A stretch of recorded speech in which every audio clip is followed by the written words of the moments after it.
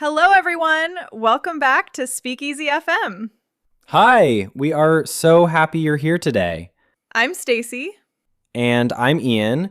And on this channel, we help you practice real, everyday English.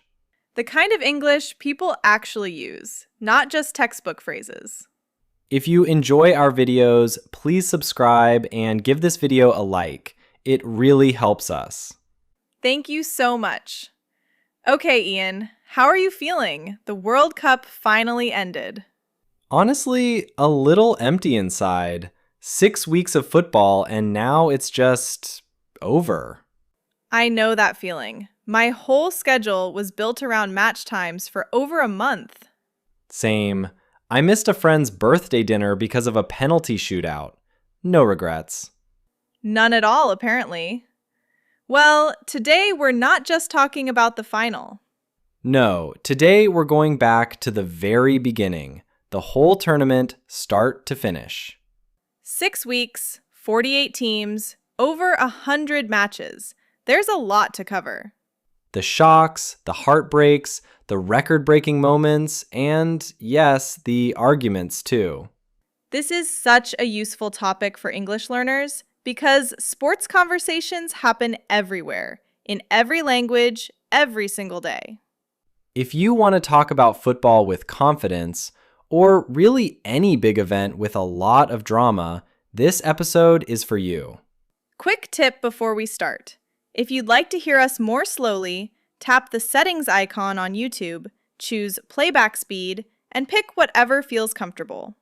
Great tip. Okay, let's rewind all the way back to the opening week. So, the tournament kicked off in June, and it did not waste any time creating chaos. Not at all. One of the very first big shocks involved Spain, one of the favorites to win it all. Right. Spain was held to a scoreless draw by Cape Verde in their opening match. Cape Verde, a small island nation of about 500,000 people, playing in their very first World Cup. And they didn't just show up.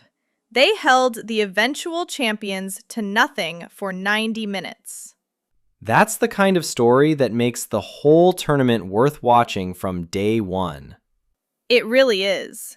And in that same opening week, Messi did something historic too. Right, he scored his first ever World Cup hat trick after all those years and all those tournaments. Isn't that wild? A player that legendary, and there was still a first left for him to achieve. It shows you football always has one more surprise, even for the players you think you know everything about. There was also a really emotional moment for DR Congo. They earned a draw against Portugal. Ronaldo's team, right? Yes, and DR Congo scored their first ever World Cup goal in that match. Their fans back home were dancing in the streets. That's what I love about a bigger tournament. More countries get their moment, even if it's just one unforgettable night. Speaking of unforgettable nights, Curaçao lost 7-1 against Germany. Ouch, that's a rough scoreline. It really is. But here's the thing. Their fans stayed just as loud and just as proud the entire match. Because for a tiny country like that, simply being at a World Cup is already the victory. Exactly. The scoreboard doesn't always tell the whole story. Let's talk about the rest of the group stage, because it just kept getting crazier. This was actually one of the most unpredictable group stages in World Cup history. More draws than any tournament since 1958. 1958? That's almost 70 years of history, and this group stage still stood out. The bigger teams just couldn't relax. Every single match felt dangerous. Australia is a great example.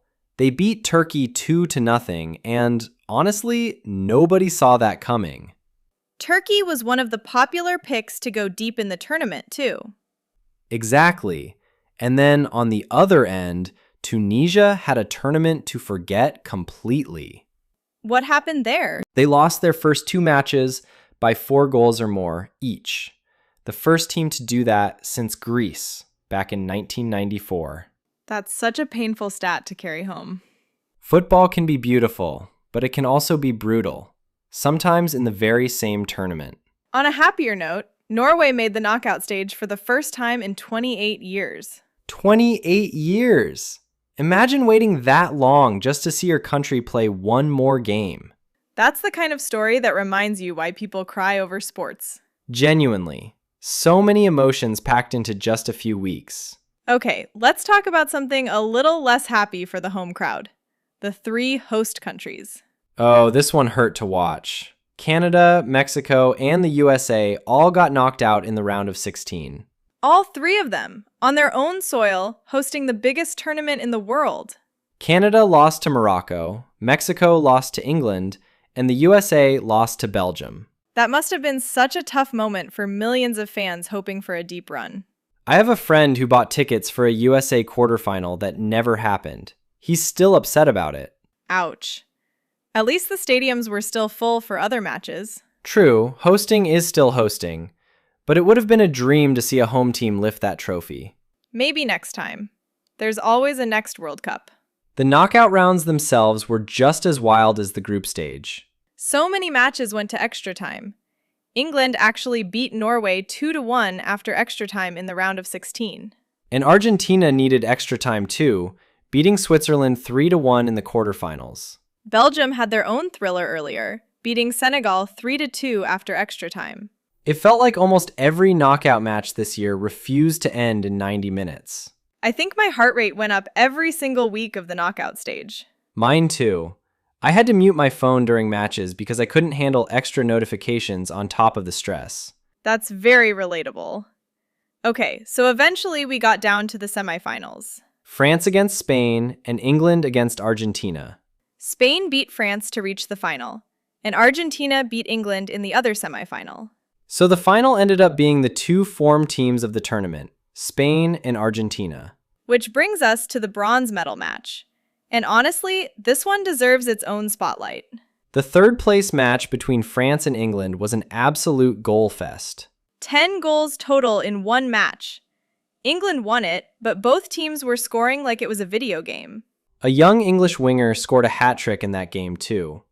3 goals in a match that technically didn't even matter for the trophy.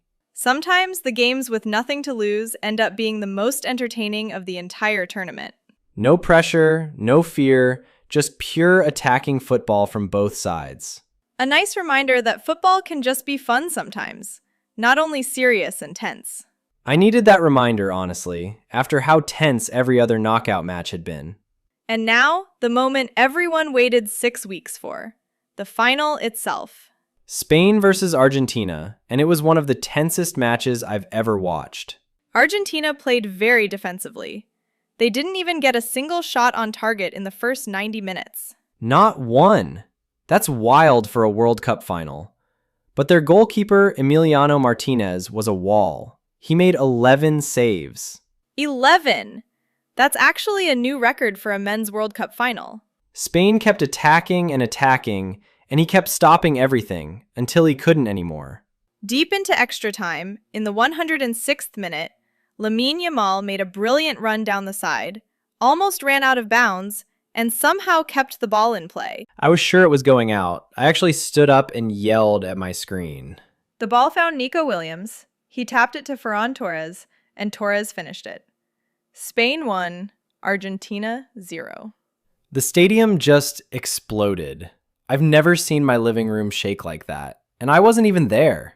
To make it even more dramatic, Argentina had to play the entire 30 minutes of extra time with only 10 players, after Enzo Fernandez picked up a second yellow card. A red card in a World Cup final is brutal. Spain had the extra player the whole time, and they finally broke through. Spain wins their second World Cup title, their first since 2010. 16 years between titles. A long wait for a team that good, and a heartbreaking ending for one very famous player. We have to talk about Messi's whole tournament, not just the final. Remember, he opened the tournament with his first ever World Cup hat trick. Then he carried that form all the way to the final. This was actually his 34th World Cup appearance overall. That's a record. Nobody has played in more World Cup matches than him. A record almost nobody will ever break. Think about how many years of your career that takes.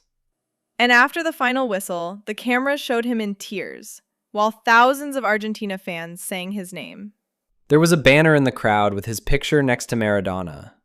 Emotional to watch, even if you weren't cheering for Argentina. He already won the World Cup in 2022, so it's not like he's leaving without one.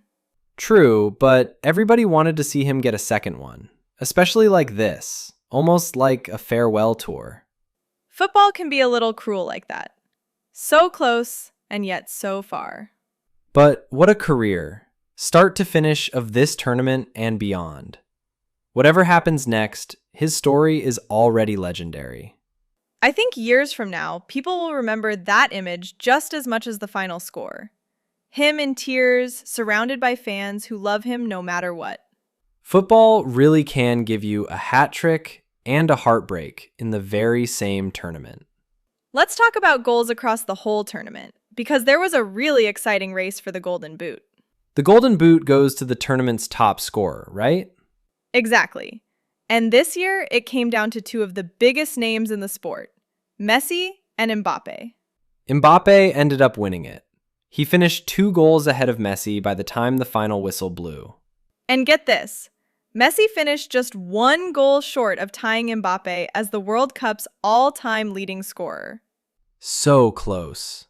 One more goal across the whole tournament, and he ties the record. Football loves to give you numbers like that. Just close enough to make you think, what if? What if is basically the official phrase of every football fan's life. Let's talk about the future now, because some very young players had a huge tournament from start to finish. Lamine Yamal is the obvious one. Only 19 years old and already a World Cup champion. He was actually the favorite to win Best Young Player before the final even happened. But there was a small surprise. His teammate, Pau Cubarsí, ended up winning that award instead. Wait, really? Everyone expected Yamal to win it. I know. Cubarsí played every single game of the tournament, anchoring the defense from the very first match to the last. The voters clearly respected that kind of consistency across 6 full weeks. That's actually a great story, too. A quiet, steady defender getting recognized over the flashy winger. Football doesn't always reward the most famous name. Sometimes it rewards the one who never had a bad night. A good lesson, honestly, in football and in life. Can we talk about the heat for a second? Some of these games were played in serious summer temperatures. Oh, definitely. A lot of host cities in the US were incredibly hot in June and July. That's why they added mandatory hydration breaks, right? Little pauses in the middle of each half, just so players can drink water. Exactly. 3 minutes, regardless of how the match is going. Even if a team has all the momentum, everyone stops and drinks water. I actually think that's smart for player safety. Nobody wants to see someone collapse from the heat on live television. Totally agree there. But some fans made a joke about it too. What was the joke? People online said the breaks were suspiciously convenient for showing more commercials. Ha! I mean, water breaks are good for players, and extra commercial time is good for broadcasters. Everyone wins. Except maybe our patience. Football, brought to you by ice-cold refreshments and a word from our sponsors. All right, now for the part of this tournament that made a lot of fans genuinely angry. Ticket prices.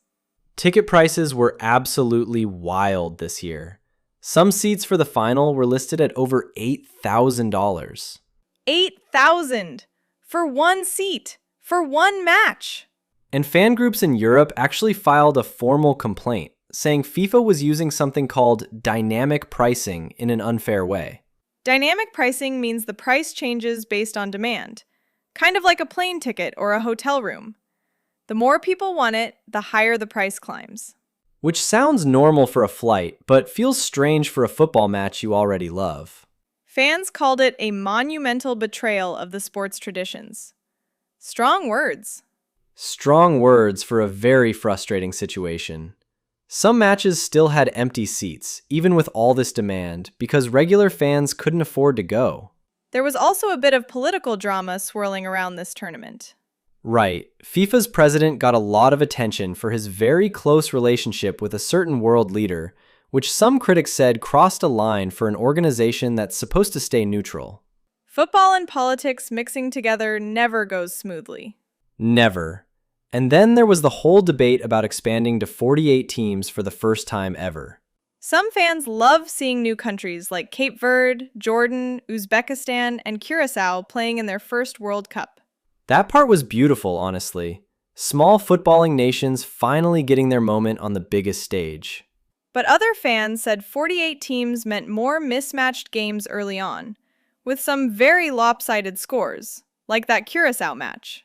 More teams, more stories, but also more debate about whether it diluted the quality a little. A very "it depends who you ask" kind of controversy.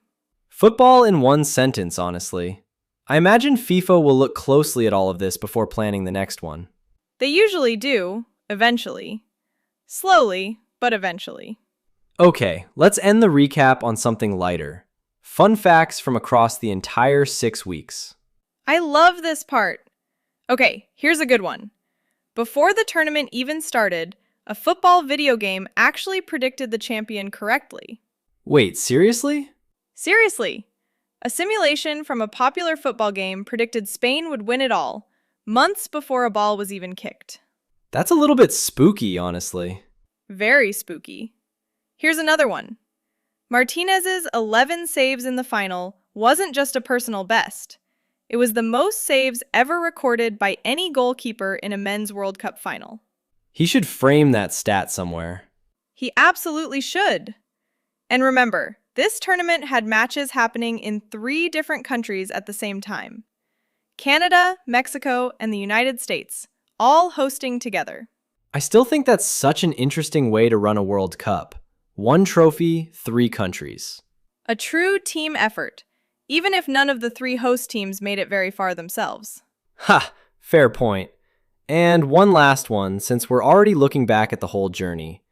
There's already talk about the next World Cup. Right, 2030 is going to be hosted across 3 continents. Spain, Portugal, and Morocco will host most matches. But to celebrate 100 years since the very first World Cup, a few opening matches will actually be played in Uruguay, Argentina, and Paraguay. Going back to where it all started, even just for a few games. Football really does love its own history. It makes you wonder what stories we'll be telling about 2030 in 4 more years. Okay, let's slow down and review the best words from today's episode. Great idea. First word, upset. As a noun, an upset is a surprising result, when the underdog beats the favorite. Like Cape Verde drawing with Spain. A totally different meaning from feeling upset, which is being sad or angry. 2 meanings, same word. Next word, underdog. An underdog is a team or person that isn't expected to win. Nobody expects them to beat the stronger side. You can say, the small country was the underdog, but they still shocked everyone. Next, hat trick. A hat trick is when one player scores 3 goals in a single game. Messi got one in the opening week, and a young English player got one in the bronze medal match. He scored a hat trick in his first match is a perfect example sentence. Next word, extra time. Extra time is the extra period played after a match ends in a tie, so the teams can try to find a winner. You can say, the match went to extra time, or they scored the winning goal in extra time. Next, veteran. A veteran is someone with a lot of experience, usually someone older who has done something for many years. Messi is a veteran of the World Cup.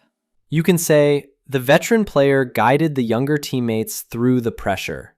Next word, thriller.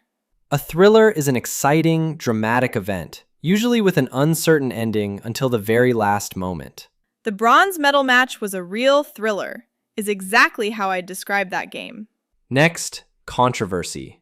A controversy is a public disagreement, often about something people feel strongly about, like ticket prices this year. You can say, the ticket prices caused a huge controversy, or there's a lot of controversy around that decision. Next word, dynamic pricing. This is when the price of something changes based on demand. More people wanting it usually means a higher price. Dynamic pricing made some tickets extremely expensive is a very current example sentence. Next, legacy. A legacy is what someone leaves behind, or how they'll be remembered, especially after their career or an important event. Messi's legacy in football is already incredible, is a great sentence with this word. And our last word, debut. A debut is the first time someone or something appears. Several countries made their World Cup debut this year. You can say, it was Jordan's first World Cup debut, or she made her acting debut in that film. So to review, upset, underdog, hat trick, extra time, veteran, thriller, controversy, dynamic pricing, legacy, and debut. 10 really useful words. Try using 2 or 3 of them this week, even in a totally different conversation. Okay, let's wrap up everything we talked about today. We started at the very beginning, with Cape Verde shocking Spain and Messi's first ever World Cup hat trick. We covered the wild group stage, with Australia's upset, Tunisia's rough tournament, and Norway's return to the knockouts after 28 years. We talked about all 3 host countries going home early in the round of 16. We went through the knockout drama, the semifinals, and that unforgettable 10-goal bronze medal match. We relived the final itself, Spain beating Argentina 1-0 in extra time thanks to a goal from Ferran Torres. We followed Messi's entire journey, from his opening hat trick to his emotional final farewell. We covered the Golden Boot race, the young stars like Yamal and Kubarsi, and the heat and hydration breaks. And we got into the real controversies too. Ticket prices, dynamic pricing, and the debate around expanding to 48 teams. A full 6 weeks of football packed into one episode, plus a lot of really useful English vocabulary. Perfect for talking about this tournament with anyone in any country for years to come. Okay, it's time for our favorite part. The question of the day. Today we have 2 questions, so pick one or answer both. First, what was your favorite moment of the entire tournament, from the opening match to the final whistle? Second, which underdog team or player surprised you the most this year? Write your answer in the comments, even just 1 or 2 sentences. We read every single comment. It's genuinely the best part of our week. So don't be shy. Practice your English with us, right there in the comments. Thank you so much for watching today. This was such a fun one to make. There's nothing like looking back at an entire World Cup start to finish. Especially with you yelling at your poor cat every single week. She has forgiven me, I think. If you enjoyed this video, please give it a thumbs up and share it with someone who loves football or someone learning English. And subscribe to SpeakEasy FM so you don't miss our next episode. Remember, a little practice every day adds up to real progress. Even 5 minutes counts. From both of us, Keep learning, keep practicing. and have a wonderful day. Bye, everyone. Bye.